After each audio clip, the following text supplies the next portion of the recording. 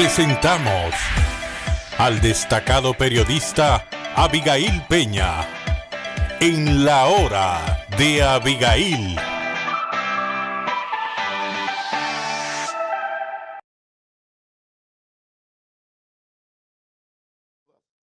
A la hora de Abigail.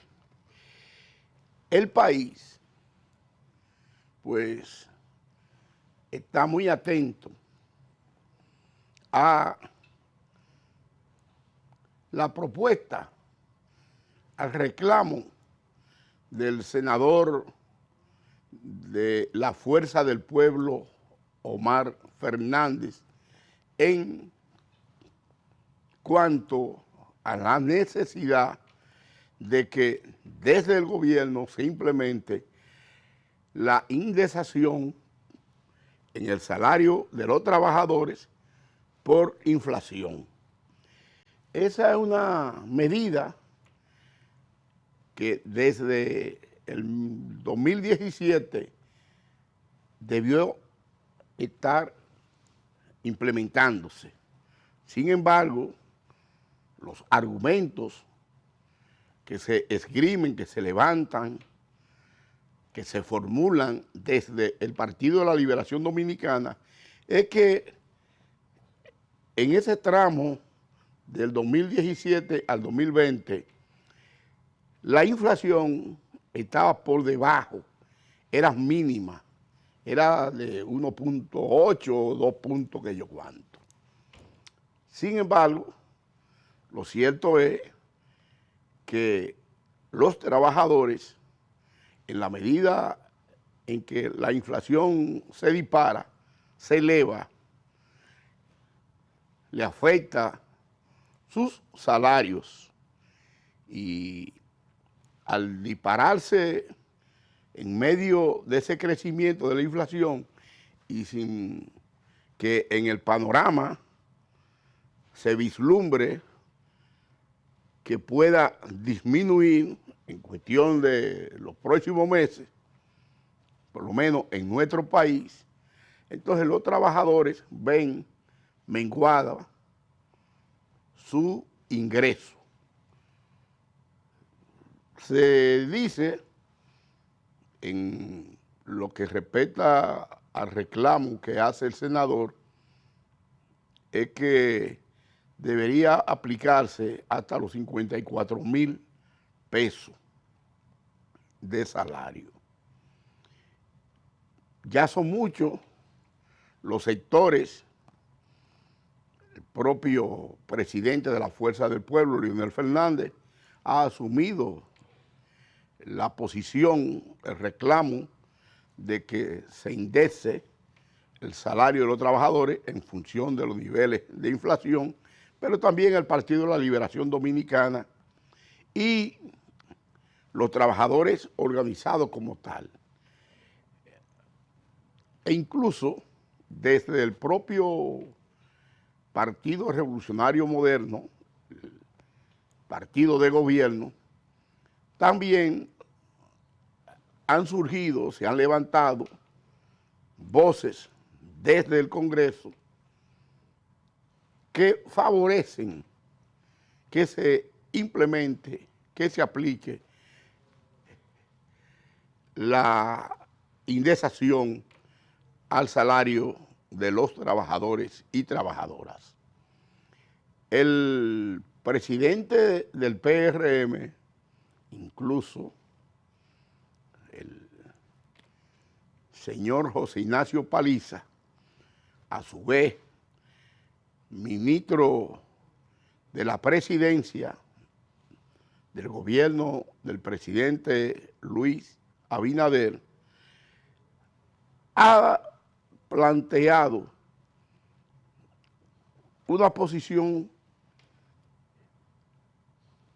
no de rechazo al pedido formulado por el senador Omar Fernández, sino que dice que de dónde saldrían los recursos que el gobierno utiliza en los programas sociales, incluso en el sector agropecuario, en la reparación de puentes, si se implementara ese pedido de que se indece al trabajador que gana hasta los 54,000 pesos mensuales. Es innegable que el debate está abierto. El gobierno de Luis Abinader, de acuerdo con Paliza, en el proyecto de reforma que quiso someter, que luego fue retirado, planteaba la indexación. Yo creo que ese planteamiento de un senador de la oposición va a generar movimientos de respaldo. Y concluyendo el 2025, ya estamos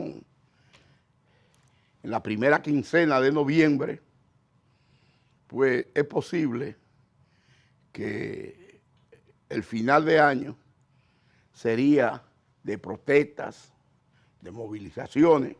Ya incluso el propio partido Fuerza del Pueblo ha anunciado una marcha para el 30 de este mes para exigir el abaratamiento de servicios, para exigir servicios más eficientes y también para que se abarate el costo de la vida. Habrá que ver cómo se mueve el equipo económico del gobierno para satisfacer una demanda que comenzó en el Senado de la República, que ya está en las cámaras de diputados y que parece que poco a poco será acogida por quienes devengan salario hasta los 54,000 pesos y que ahora ven disminuidos sus ingresos por lo que tienen que tributar al Estado. Es decir, hasta ahora solo hay una exención de 34,000 pesos hacia abajo. De ahí para arriba, hasta los que ganan 54,000, hay que pagar. Y si los niveles de inflación se tragan, se chupan, absorben los recursos que ganan, que devengan los asalariados, entonces lo lógico es esperar que las autoridades hagan el movimiento adecuado, necesario, para ir haciendo mucho más llevadera la carga de hombres y mujeres que llegan al 25, los que son del sector público, o llegan al 30, los que trabajan en el sector privado, y que no pueden resolver las cuestiones mínimas, ni de la canasta familiar, pero mucho menos darse el lujo de ahorrar un peso. Pero dice un viejo dicho que hablando la gente se entiende, para eso existe el diálogo, y la palabra está en manos de los funcionarios que puedan ubicar si reducción de gastos corrientes desde el gobierno o si habría entonces que definitivamente dar el paso a la reforma fiscal que mucha gente ha venido planteando. Uno de los argumentos que se esgrimen desde el gobierno es que en el pasado, no en estos 5 años, se han hecho varias reformas y que los ingresos del fisco no son tan elevados como para dar el paso de indexar los salarios, porque se habla de una suma de unos 12 a 14 mil millones de pesos anuales que dejaría de percibir el Estado, el gobierno. Pero la paz, la tranquilidad, el sosiego, me luce que son el norte de quien dirige la nación dominicana, del presidente Abinader, y que se buscará la forma de que ese movimiento de exigencia, de indexación por inflación de los salarios, pues no siga corriendo, no siga para adelante, porque el clima, de acuerdo con lo expresado recientemente por el presidente Abinader de inversiones, favorece a la República Dominicana. Los extranjeros vienen aquí a invertir porque estas condiciones que hoy rigen en el pueblo dominicano, usted no la consigue en cualquier otra parte de la región. Aquí hay estabilidad política, hay estabilidad, si se quiere, en medio de los niveles de desigualdad social, hay un aire de convivencia pacífica, y eso, conjuntamente con el régimen jurídico, dan garantía para que cualquier extranjero venga a la República Dominicana y haga determinadas inversiones que le permitan instalarse y que sus recursos invertidos no corran ningún tipo de riesgo, de peligro. Eso, reitero, no se logra en muchos países de la región de América Latina, y por eso se habla de que el nivel de inversión aquí ha estado superando los 4.000 millones de dólares en los últimos años. Y Luis Abinader da eso como un logro de su gestión. Pero hay que seguir empujando la carreta hacia un clima cada vez de más convivencia, de mayor niveles de tranquilidad, de seguridad. Un clima en el que el trabajador se sienta mucho más protegido por las acciones gubernamentales, por las acciones del Estado. Eso es lo que uno desea. Y ojalá que en nuestro país podamos seguir exhibiendo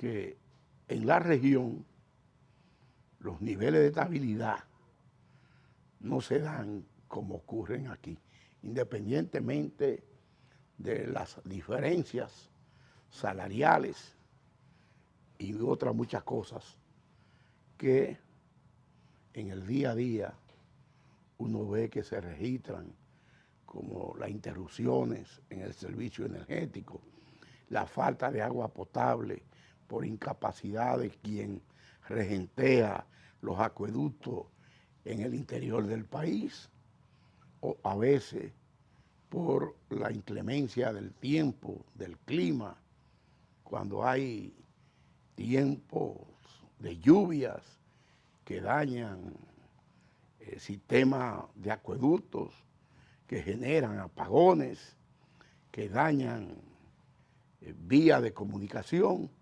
o que destruyen puentes.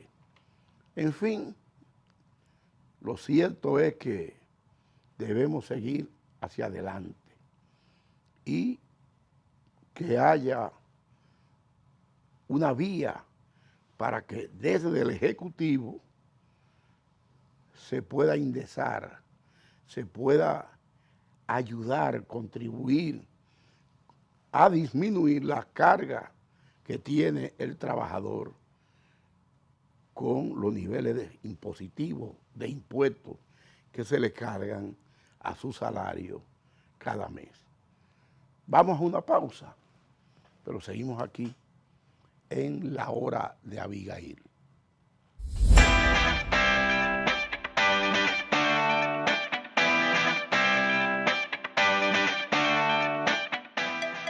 Volvemos en breve con La Hora de Abigail, con Abigail Peña. La felicitación de Abel condicionó ya a Leonel Fernández. Comentario, análisis, cobertura, los acontecimientos que impactan al país y al mundo, con un equipo de comunicadores expertos. Propuesta de la noche, de 7 a 8 de la noche, por Teleimpacto.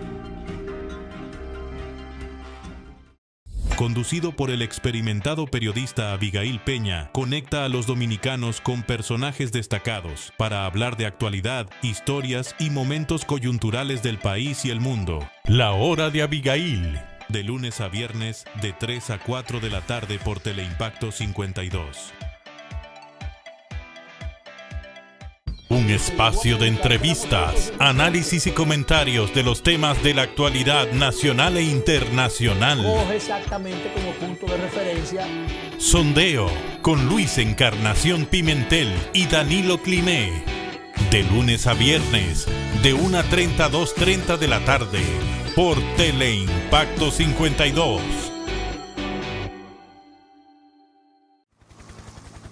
Teleimpacto, el canal de la familia dominicana.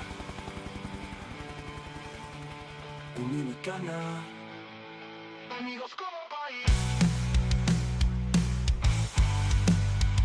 Unidos como país. Teleimpacto, el canal de la familia dominicana. Teleimpacto 52. Unidos como país. Unidos como país. Unidos como país. En la mañana con Teleimpacto. En la mañana con Teleimpacto, un espacio de análisis, entrevistas y comentarios sobre el acontecer nacional e internacional. Nelson Encarnación, Manuel Jiménez, Gregory Caimares, Graciela Fontaneto, especialista en medicina estética, y Argenis Viñas, hablándonos de cine. En la mañana con Teleimpacto, de lunes a viernes, de 7 a 9 de la mañana. También síguenos en YouTube. La cantidad de votos que Lo actual de una forma diferente. Gregory Caimares, de 8 a 9 de la noche. La Hora con Gregory, de lunes a viernes, por Teleimpacto.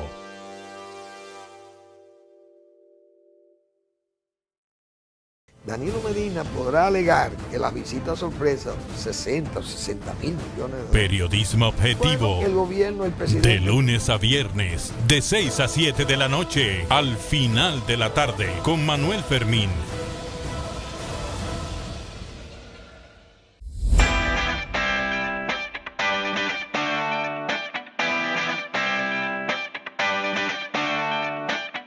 Estás viendo La Hora de Abigail con Abigail Peña. Para la República Dominicana. Seguimos aquí en La Hora de Abigail con un ciudadano, con un profesional, con un intelectual, pero sobre todo con un hombre con un alto grado de responsabilidad social.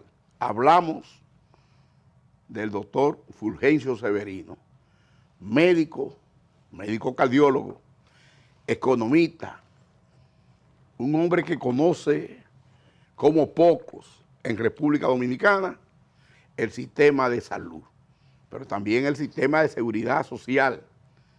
¿Y por qué no? Fulgencio Severino fue candidato presidencial ahora en el 24 del partido Patria para Todos y Todas. Saludos, doctor.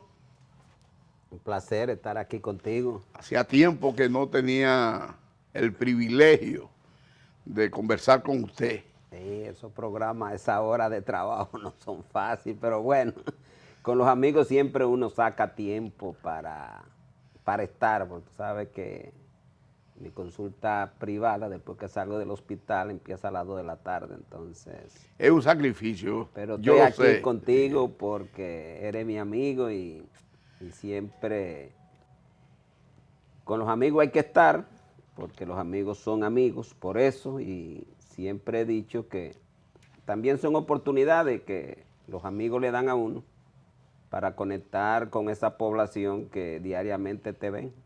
Doctor, es obligatorio para mí pedirle su reflexión sobre el sistema de seguridad social y el escándalo que se ha suscitado o la situación lamentable que para el país significa la situación actual del SENASA. Bueno, tal vez yo debería, siendo sincero con el público, mezclar un poco con las motivaciones por las que yo hago política. O sea, nosotros necesitamos construir una nueva democracia, tal vez utilizando este término, estos conceptos que el presidente Mao Zedong en China utilizó en aquella época cuando uno era muchacho. Digo, yo no había nacido, pero bueno. En 1949, cuando la gran revolución china, sí, yo recuerdo desde Yunnan hasta Pekín. Yo recuerdo que siendo yo muy joven, la gran marcha. Se hablaba mucho de la nueva democracia como una mezcla de un capitalismo con ideas socialistas. Doctor, no hace tanto porque yo fui de los abanderados a través de Fragua Huel, posteriormente en UNEL, en la Universidad Autónoma de Santo Domingo, de remover la UA, enfrentar a Balaguer y que se construyera en República Dominicana una nueva democracia. Bueno, entonces uno de los postulados de la nueva democracia era tal vez buscar un híbrido entre lo que planteaba el socialismo científico de Karl Marx y Federico Engels, de la dictadura del proletariado a una combinación de lo que Mao hablaba de la burguesía nacional con los trabajadores y la trabajadora. O sea, esa nueva democracia, lo que planteada por Mao Zedong, lo que señalaba era que había que construir una sociedad democrática en la que pudieran coexistir en un mismo proyecto de sociedad, porque sí lo que unificaba era el deseo de que lo principal fuera la patria, en ese caso la nación china. Y planteaba entonces que en el gobierno, ya con el triunfo del Partido Comunista Chino, pudieran coexistir en el gobierno representantes de la burguesía que defendieran la patria, conjuntamente con los representantes de los trabajadores y el campesino. Entonces, todo esto porque el capitalismo dejado a su libre albedrío, es muy antidemocrático. O sea, tiene una predominancia a la codicia humana, y es la codicia humana que empuja a que quienes hacen la política sobre esa base lo corrompen todos. Entonces, por ejemplo, se pierden los objetivos, hablando un poco de la seguridad social. Se supone que el objetivo de la seguridad social, por definición, es garantizar las prestaciones máximas que la sociedad puede garantizarle a sus ciudadanos en términos de salud y en términos económicos de pensiones, en circunstancias en las que las personas no pueden por sí mismos resolverlo, como es la enfermedad, y segundo es la edad avanzada. Entonces, una seguridad social que se fundamenta en los criterios solamente de los intereses del capital, del capitalista, entonces una seguridad social que esos intereses que por definición están dirigidos a la población, pues desaparecen. Podríamos decir, doctor, que sus pasos están dirigidos a la ARS y a la AFP. Y a la AFP, claro, sí, la propia ley de seguridad social establece la famosa estabilidad financiera, está fundamentada en que la ARS y la AFP tengan beneficios. Entonces, no en base a los intereses de la población. Entonces, igualmente te pasa con la gestión. Y aquí te entro al caso Senasa. Senasa fue una obra, como tú sabes, muy de nosotros. Senasa fue un seguro que lo hicimos nosotros. Fue parte de los acuerdos en ese momento, 2001, entre la Asociación Médica Dominicana, hoy Colegio Médico Dominicano, en una comisión que yo dignamente encabezaba, o por suerte de la vida, y el gobierno de Hipólito Mejía en ese entonces, representado por la CERS y el Congreso de la República, después de aquel famoso tiroteo en el Colegio Médico 13 de febrero del año 2001, en la que varios médicos salieron heridos. Entonces, desde entonces el Senasa ha sido un permanente atractivo para los mismos objetivos de la ley, que es, doctor, enriquecer a alguna gente. Haciendo historia ahí, ¿eran honoríficos los miembros del Senasa en principio? Porque ahí estuvo la doctora Alma Bobadilla. Sí, fue la primera directora, no honorífica, no fue honorífica, los que eran honoríficos eran los miembros del consejo. Ahí estuvo Abigail. Abigail Soto por el régimen subsidiado. No, por el contributivo subsidiado. Y entonces estaba un médico odontólogo. Nadie sabe que ese consejo lo construí yo. No, yo sí lo sabía. Ese consejo, cuando se aprobó la ley, yo hablé con el entonces ministro de Salud Pública, que es el presidente del consejo del Senasa, para que convocara ese primer consejo para elegir el director ejecutivo o la directora ejecutiva, que la doctora Alma es por una propuesta de nosotros, por dos razones básicas. Alma era parte de la comisión nuestra, de la Asociación Médica Dominicana, por un lado, y por el otro lado era una persona muy vinculada al partido de gobierno. Bueno, su esposo era viceministro en ese momento, o su secretario se le llamaba en ese momento. De salud colectiva. De salud especializada. Sí. Era el doctor Eusebio Garrido. Entonces, se dieron todas esas cosas y quien le sugiere a Rodríguez Soldevila, mira, por el régimen contributivo subsidiado, invítate a Abigail Soto, que es tuyo. Por el régimen subsidiado, invítate a este muchacho que era de Juntapo. Yo no me recuerdo cómo él se llama, que era de Juntapo. Entonces, armamos ahí el Consejo Nacional, el Consejo del Senasa, y ahí se instaló y se eligió a la doctora Alma Bobadilla como primera directora ejecutiva. Entonces, el Senasa, desde entonces, desde su fundación, fue un permanente objetivo de los sectores que siempre quieren sacar el mayor provecho particular de todo el Estado, de todas las instituciones públicas, porque la gente habla del Estado, pero una parte grande del enriquecimiento en la República Dominicana son los fondos públicos. Y ahí que lo que tú estás viendo, que fue la privatización completa del Senasa. Senasa fue privatizado completo con la gestión del señor Jacín, pues prácticamente los medicamentos lo mandó en todo el dinero que le entraba por medicamentos se lo entregó de forma directa a una intermediación fuera del SENASA. Por ejemplo, si tú buscas el PDCS, el 10% de los 1.683 pesos, que es el per cápita que le pagan a una ARS, son 168. Y eso mismo, 168, se lo traspasó a Farmacar. Se lo traspasó inclusive perdiendo el 10% que por reglamento le corresponde al SENASA para la gestión administrativa. Igualmente empezaron Pero estamos hablando, eso es propio de la gestión de Jacín. Sí, eso nada más se dio antes ahí. de no se daba Jacín, no así. se daba eso. No se daba eso. Entonces, otra cosa que fue propio de esa gestión fue enviar a cápita o entregar en cápita a muchos afiliados del régimen subsidiado, cuando la ley dice que el régimen subsidiado debe verse siempre en el sector público, excepto que el sector público no tenga la capacidad para poderlo dar, pero lo correcto es que el gobierno genere la capacidad del sector público para entregar ese tipo de prestaciones. Entonces también en el SENASA le entregaron a gente vinculada con el señor Jacín, muchos afiliados, y al propio dueño de Farmacar le entregaron una cantidad bastante elevada de afiliados en términos per cápita. ¿Qué quiere decir?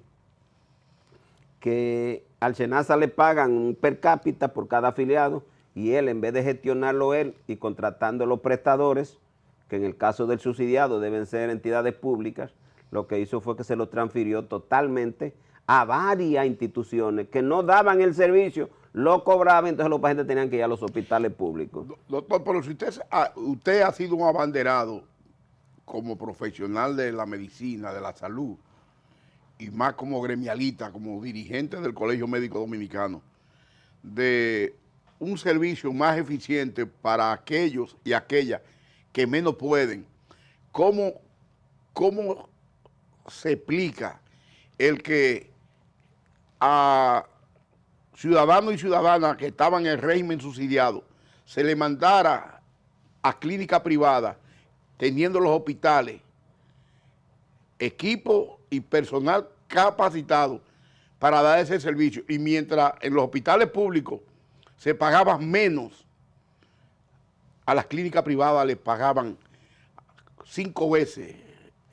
Así es, así es. Entre la otra cosa que hicieron, eso que tú señalas, y eso terminó que el 75% de los aproximadamente 18,000 pesos, 18,000 millones de pesos que gestionaba el SENASA del régimen subsidiado, se lo entregaban al sector privado, cuando deberían ir todo al sector público. Entonces debilitaban el sector público, porque un dinero que debería entrar al sector público para comprar materiales y mejorar la atención en el sector público, lo mandaron al negocio de la medicina privada. Entonces, hay que esperar a ver todo lo que la justicia va a poder hacer. Ojalá que los responsables de este doble crimen... ¿Y usted tiene la creencia de que se va a proceder en los tribunales, en justicia, contra los que desfalcaron y prácticamente anularon, y hoy todavía se siente la situación de que el gobierno, inyectándole recursos, no ha podido superarse la crisis en el SENASA? Bueno, lo que pasa es que tú sabes que no creo en las instituciones que actualmente existen, porque por eso uno hace política con la esperanza de que en algún momento personas libres de todo conflicto de interés, porque todo esto se da porque la mayoría de los funcionarios del gobierno son gente que han financiado la campaña del actual gobierno. Y al financiar la campaña, entonces lo mandan fundamentalmente, yo creo que lo sabe todo el pueblo dominicano, a recuperar lo que han invertido en la campaña electoral, porque la campaña electoral de estos partidos son altamente costosas, porque salen a comprar gente, el dinero lo botan, se lo roban los propios que gestionan la campaña. Entonces, o sea, yo estoy convencido de que una nueva política en República Dominicana hay que hacer. Estoy convencido que una nueva democracia hay que construir, porque la democracia ahora es una dictadura de los 2 o 3 que tienen mucho dinero en la República Dominicana. tiene múltiples mecanismos, se hacen elecciones, pero el Congreso gobierna para ello, el gobierno central es para ello, todos los ministerios funcionan para esos grupos privilegiados. Entonces lo que tenemos es una dictadura de los grupos oligárquicos, de los grupos con mayor ingreso y con mayores beneficios en la sociedad, y por eso República Dominicana es un país que crece económicamente, pero ese crecimiento no se refleja en el bienestar de la gente. Por eso tú dices, salud, un desastre, pensiones, un desastre, mejoría de la calle y avenida y puente, un desastre. Te vas a cualquier área del país, de la que tú quieras, de los servicios fundamentales, energía eléctrica, un desastre, agua potable, un desastre. El costo de la vida. El costo de la vida, ¿por qué? Porque es un sistema gestionado mediante una dictadura con control del Congreso, con control del gobierno, que tienen las familias oligárquicas o los grupos oligárquicos de la República Dominicana.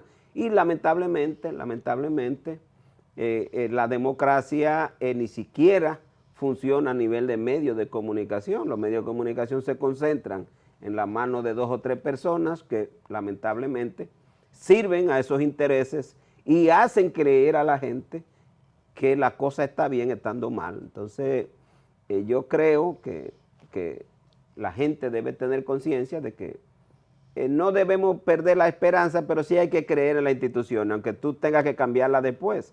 Hoy lo que hay son instituciones al servicio de esos grupos oligárquicos y hay muchas dudas de que ellos puedan hacer justicia. Pero son los mecanismos que hay. Si queremos que eso cambie, simple y llanamente tenemos que cambiar el gobierno, la forma de construir la democracia, que eso va a incluir la justicia. Tú viste lo que pasó con el Consejo de la Magistratura, que finalmente escogió los jueces que le conviene al sector actual. Por eso la gente critica el modelo bolivariano y el modelo mexicano de que los jueces se elijan por voto.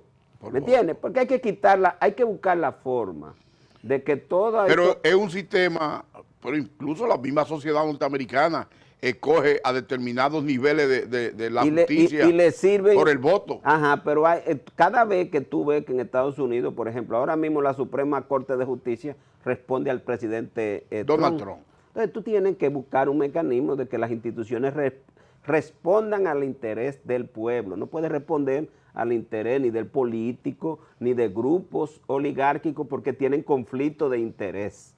O sea, las instituciones tienen que estar libres del conflicto de interés. Por eso, esa nueva democracia tiene que hacer que si usted tiene conflicto de interés no puede estar en el gobierno. No puede estar en el gobierno, porque usted va a gobernar para su gente. Por ejemplo, Luis, el presidente de la República no tiene forma de gobernar bien, porque es representante de la oligarquía. Él declaró 4.500 millones de pesos. Y solamente Luis ha sido representante de No, los sectores poderosos económicamente. Es que tú buscas el gobierno entero, tanto ahora como en el gobierno anterior, son representantes de los grupos económicamente poderosos. Y los políticos, por ese manejo dudoso, y podría decirse que hasta inescrupuloso los recursos públicos, no se han convertido en competidores de los grupos económicos. Algunos, pero hay más garantía que tú, que no. Te puede corromper y te pudiéramos hacer como hacen los chinos, que te fusilan. Pero tú no lo haces por conflicto de interés, tú lo haces por corrupto. El problema del que tiene el conflicto de interés es que le es muy difícil gobernar en contra de sus propios intereses. Le es muy difícil. Ahora, tú como ciudadano sin conflicto de interés te puedes corromper, pero no tiene conflicto de interés. Entonces, el ejercicio del gobierno tiene que ser bajo la tutela de que solo se le sirve al pueblo, solo. Y tú como ciudadano oligárquico no es por el dinero que tú eres ciudadano porque tienes la nacionalidad de República Dominicana. Entonces, el funcionario, el legislador, el regidor, el ayuntamiento tiene que saber que debe actuar conforme a los intereses del pueblo y no de ningún grupo en particular. Por eso, la nueva democracia tiene que fundamentarse en un gobierno, en un Estado fuerte, pero tú ves los chinos que han logrado todo el éxito. los chinos. Pero ese éxito de China se acompañó de un éxito también en el campo económico. ¿Por qué? Porque los chinos lograron sacar a más de 600 millones de personas de la pobreza. ¿Entiendes? Porque tú no puedes tener crecimiento económico y entonces teniendo que darle a la gente subsidios de 2,000 pesos. Porque el crecimiento económico es irreal. ¿Qué es lo que pasa en esta falsa democracia que nosotros como país tenemos? Doctor, yo le voy a dejar una pregunta en el aire para cuando retornemos de una breve pausa. ¿Está la República Dominicana hoy más empobrecida o más desarrollada que hace 5 años atrás? Esa respuesta la esperamos después de esta pausa.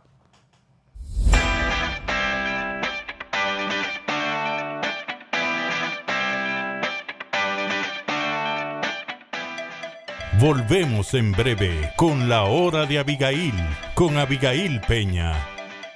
La cantidad de votos que Lo actual de una forma diferente. Gregory Caimares, de 8 a 9 de la noche. La Hora con Gregory, de lunes a viernes, por Teleimpacto.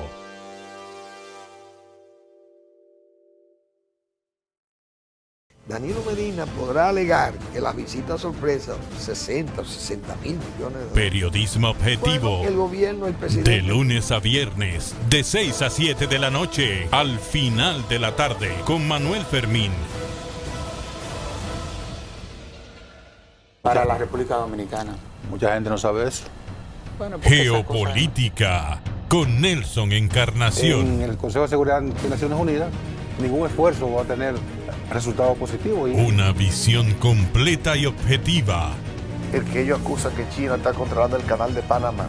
Respecto de estos casos de migración, de abejas. Domingos, de 11 de la mañana a 12 del mediodía. Geopolítica, por Teleimpacto.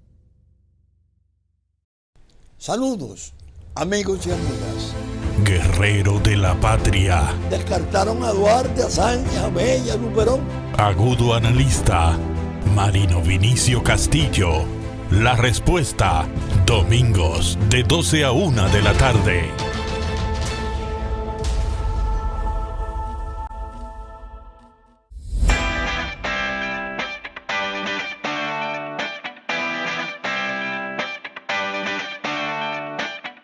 Estás viendo La Hora de Abigail, con Abigail Peña. Doctor Fulgencio Severino, médico, cardiólogo, fue candidato presidencial, o pasado candidato presidencial de Patria para Todos y Todas, un gremialista como pocos en República Dominicana, que siempre ha estado trabajando en defensa de los intereses de los menos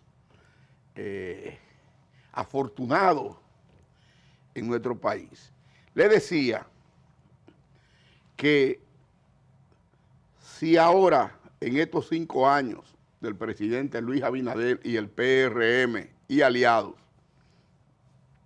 el país ha avanzado o si los niveles de pobreza, de desigualdad han aumentado, sobre todo porque una encuestadora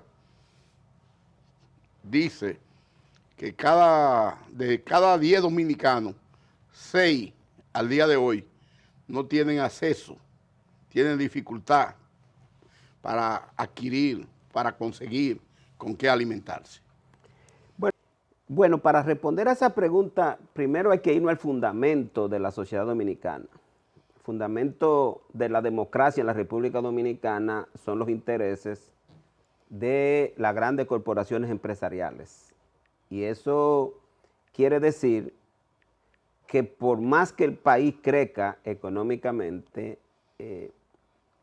el sector empresarial empuja a dos grandes principios que caracterizan la sociedad dominicana. Número 1, salario bajo. Y el segundo elemento es que para mantener salario bajo recurren a tener una mano de obra desempleada excesivamente elevada.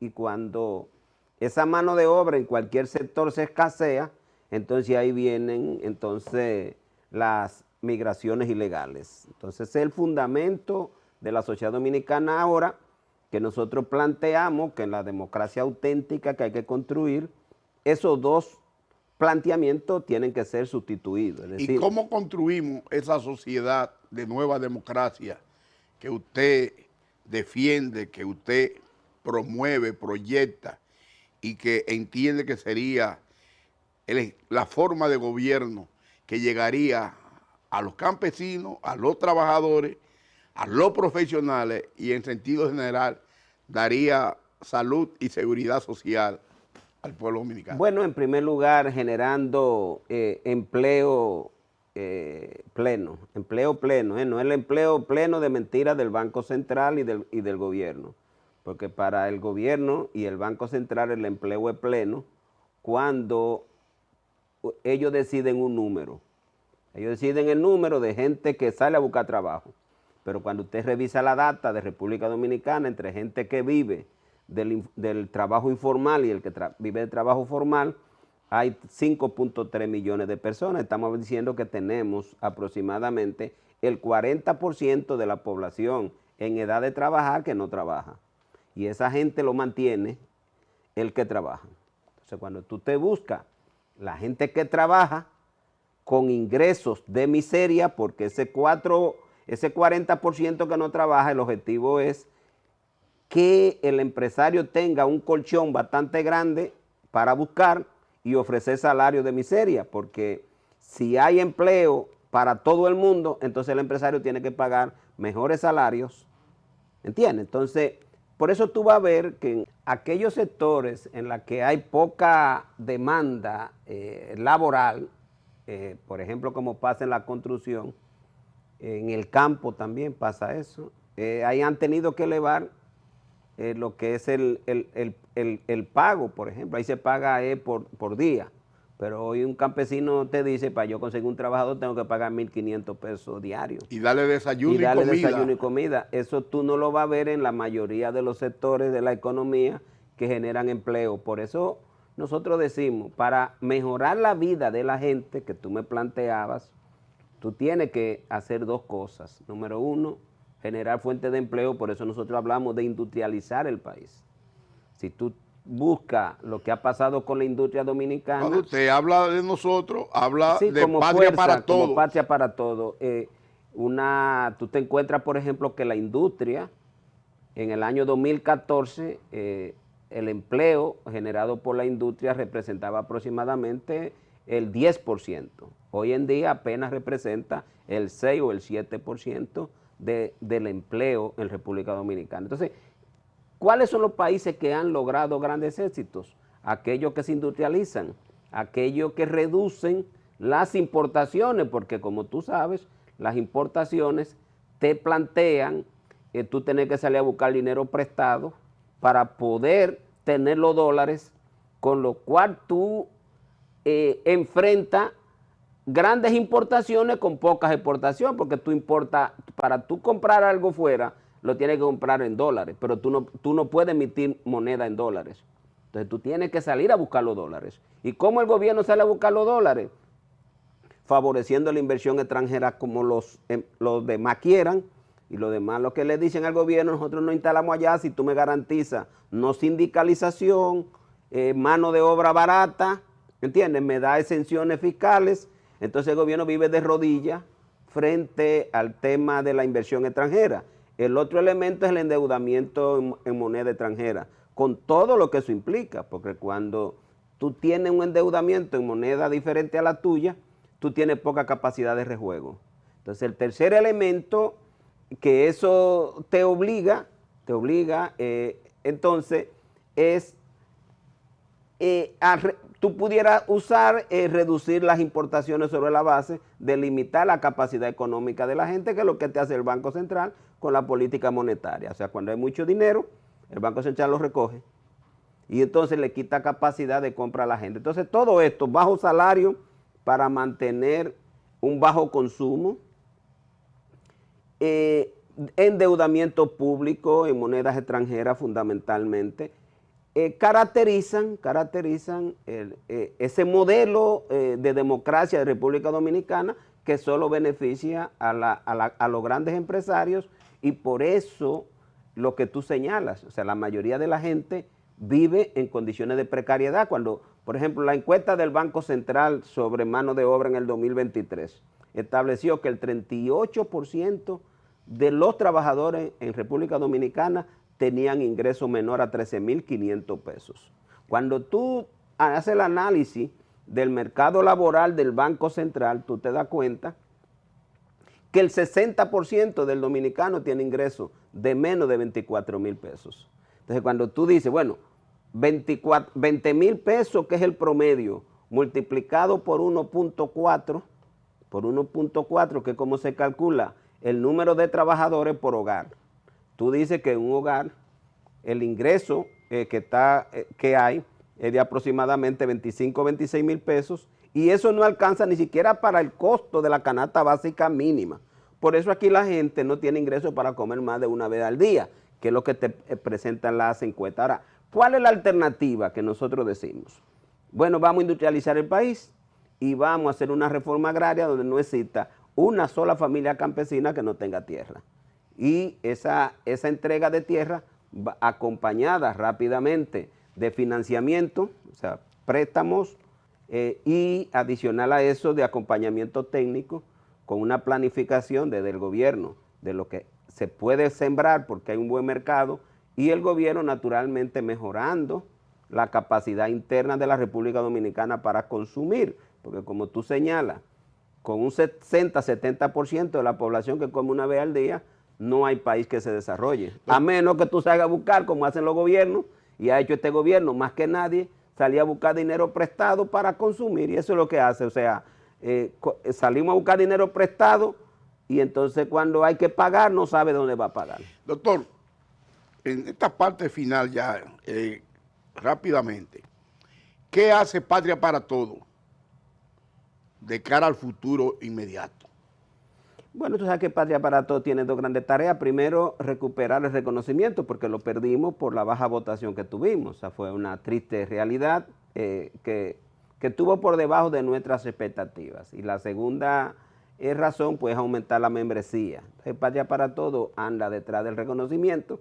Y el segundo, mejorar el número de hombres y mujeres que se incorporen a la construcción de esa nueva democracia, porque hay que tener bien en cuenta que es muy importante que esos sectores, empezando por los trabajadores y la trabajadora, la gente que vive en el campo, conjuntamente con esos sectores de clase media, que aunque viven confundidos, eso en el que tú tienes mucha influencia, el pequeño comerciante, la pequeña empresa, viven confundidos hasta que le llega una desgracia. ¿Por qué viven confundidos? Porque ellos creen que ellos van a ser grandes. Y en esta democracia que funciona en base a los intereses de esas grandes corporaciones empresariales, ningún pequeño va a crecer. Entonces es necesario que esos sectores, con los profesionales, nos unamos por una nueva democracia, por una democracia que sea funcional para todo el mundo,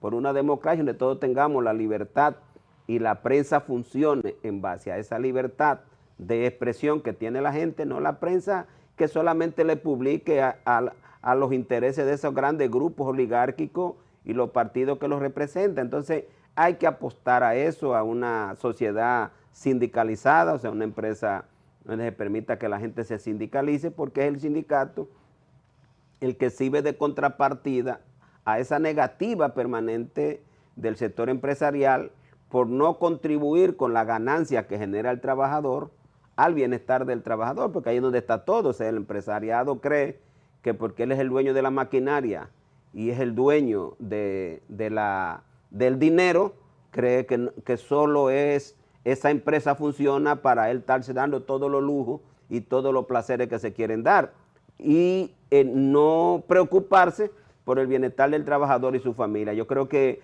ahí está la base de lo que cualquier partido, y en Patria para Todos tenemos eso bien claro, debe trabajar para un futuro inmediato. En 30 segundos, doctor, ¿podemos soñar en que en República Dominicana están dadas las condiciones para lograr eso que usted plantea? Si en Nueva York una persona con idea parecida a esta, como es Sora